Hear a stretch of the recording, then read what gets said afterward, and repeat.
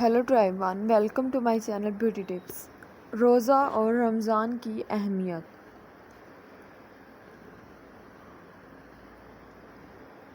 روزہ اسلام کے بنیادی ارکان میں سے ایک اہم رکن ہے۔ اللہ رب العزت نے فرمایا، ایمان والو، تمہارے اوپر روزے فرض کیے گئے ہیں جیسا کہ تم سے پہلی امتوں پر فرض کیے گئے تھے۔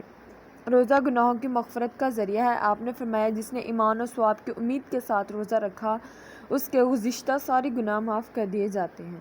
روزہ گناہوں سے ڈھال ہے۔ آپ نے فرمایا، روزہ ڈھال ہے، جہنم کی آگ سے بچاؤ کا مضبوط قلعہ ہے۔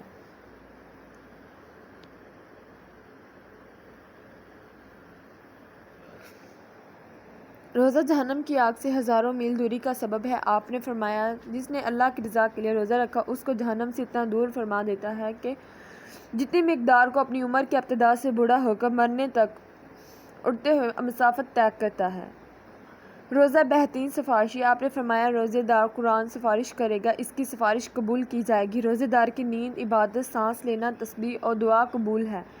آپ نے فرمایا، روزے دار کی نیند عبادت ہے۔ روزے دار کے لیے جنت کی حوریں آراستہ کی جاتی ہیں۔ آپ نے فرمایا، جنت ماہ رمضان کے لیے شروع سال سے اخیر سال تک سجائی جاتی ہے اور حور بھی اس میں روزے داروں کے لیے شروع سے اخیر سال تک سجائی جاتی ہیں۔